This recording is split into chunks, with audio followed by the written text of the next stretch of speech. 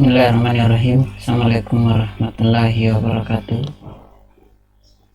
Semoga kita senantiasa diberi kesehatan.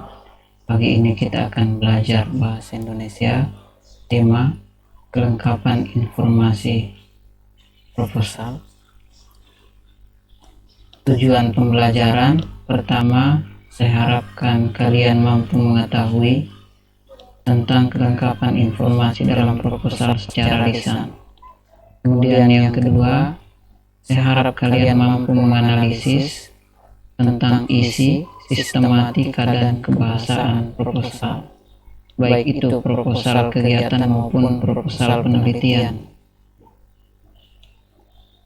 Yang pertama, kelengkapan informasi dalam proposal secara lisan.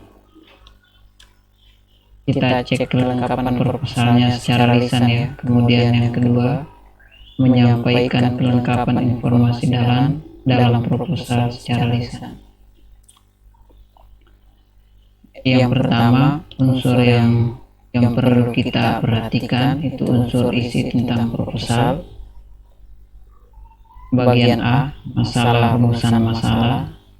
Kemudian tinjauan pustaka. Selanjutnya metode penelitian, kemudian anggaran biaya dan susunan acara, format penulisan. Nah, sistematika proposal kegiatan ini pertama, adanya latar belakang. Latar belakang ini adalah faktor yang melatar belakangi kita atau mengadakan kegiatan itu apa. Nah, di sini harus jelas di latar belakang. Kemudian masalah dan tujuan. Masalah apa? Kemudian tujuannya apa? Dan yang ketiga adalah ruang lingkup kegiatan. Ruang lingkup kegiatannya itu mencakup apa? Yang keempat, kerangka teori dan hipotesis. Nah, kerangka teori ini adalah acuan yang kita gunakan. Kemudian hipotesis ini adalah praduga awal bagaimana kita membuktikan tentang atau pelaksanaan tentang kegiatan itu terbukti atau tidak. Kemudian metode apa yang digunakan. Selanjutnya pelaksanaan kegiatan. Yang ketujuh adalah fasilitas yang tersedia, maksudnya prasarana dan prasarananya. Dan keuntungannya apa, kemudian kerugiannya apa, ini harus jelas. Lama waktunya berapa atau durasi waktunya berapa hari atau seperti apa ya. Kemudian tempat pelaksanaannya harus jelas. Kemudian anggaran biaya yang digunakan, daftar pustaka, dan lampiran-lampiran kegiatan. Sedangkan sistematika proposal penelitian, karena ini adalah format karya ilmiah, maka harus jelas penulisannya, tidak sesuai dengan proposal kegiatan. Ya, mempunyai sistematika yang formal. Pertama, di sistematika proposal penelitian ini yang harus ada adalah halaman judul. Kemudian daftar isi, bab pendahuluan atau bab 1. Di bab 1 itu membahas masalah, latar belakang, kemudian rumusan masalah, tujuan penelitian dan manfaat. Yang ini bab 2, tinjauan teoritis atau tinjauan pustaka. Literasi apa yang digunakan atau konsep-konsep apa yang digunakan dalam penelitian, proposal penelitian ini. Nah, itu harus jelas dan panduannya pun harus ada. Kemudian batasan konseptualnya itu seperti apa, kerangka teoritis.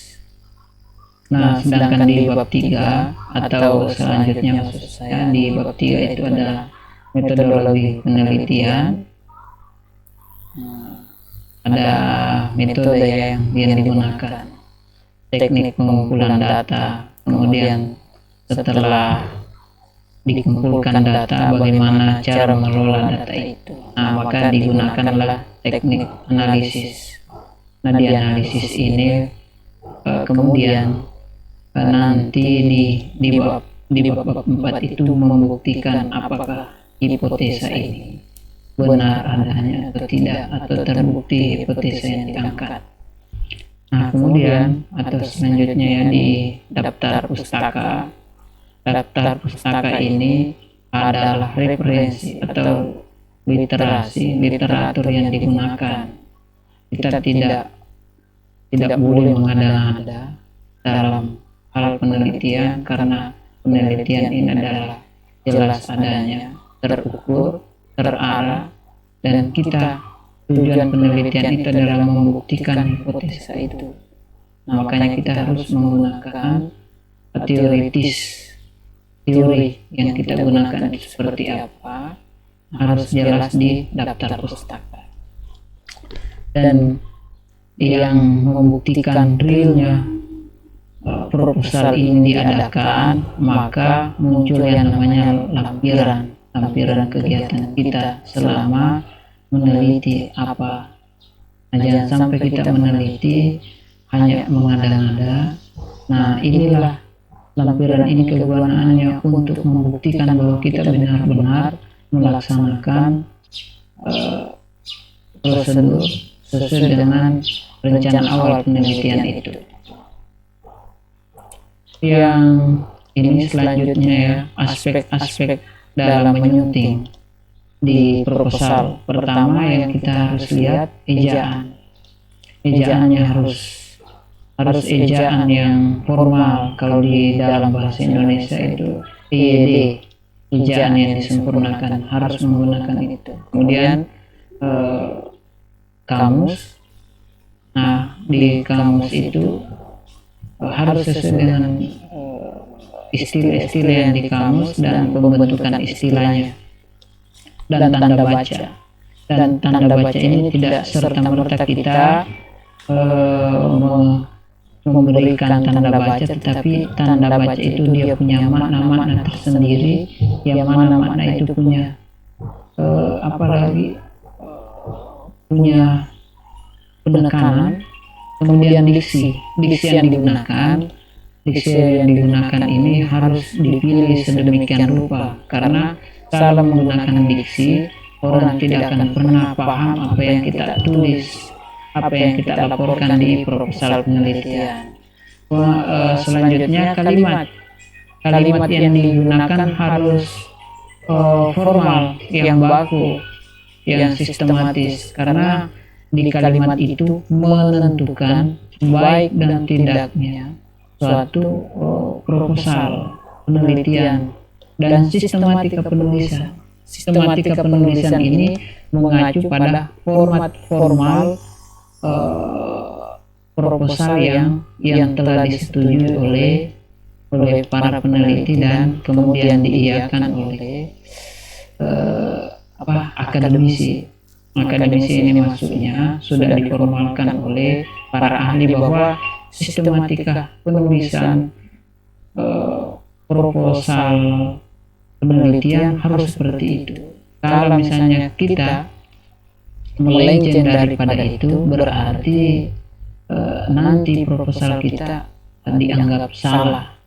Adapun proposal ini khususnya proposal skripsi itu ada istilahnya dua teknik formal, kemudian teknik kayak selingkuh. Teknik formal ini dia menggunakan format formal yang disetujui oleh ahli di seluruh Indonesia ataupun ahli bahasa Indonesia. Nah, sedangkan atau ahli bahasa ya, kalau di Indonesia. Sedangkan teknik selingkuh ini artinya sistematika penulisan yang digagas oleh salah satu instansi atau akademisi, tetapi dia hanya berlaku di tempat itu, misalnya di salah satu kampus dia hanya berlaku di kampus itu, tetapi apabila dia keluar berarti sudah dianggap tidak berlaku secara umum, dia hanya berlaku di satu instansi itu. Nah, ini yang dimaksud dengan gaya selingkuh. Kemudian kebenaran konsep, yang dimaksud adalah kebenaran konsep segala sesuatu yang diambil mulai dari teorinya orang dan kemudian argumentasi kita didukung dengan fakta-fakta yang memang benar-benar ada dan nyata adanya, tidak diada-ada.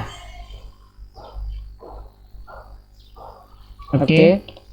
Nah, kalau ada pertanyaan nanti yang muncul atau yang kurang jelas apa yang saya sampaikan di kesempatan ini, kalian boleh menanyakan di forum atau di classroom, itu ada bagian forumnya di situ, atau bisa saja nanti langsung di komentar di bagian deskripsi di YouTube saya. Itu bisa langsung di situ membuat pertanyaan kemudian diupload masuk. Nanti saya akan buka dan baca, kemudian saya akan balas seperti apa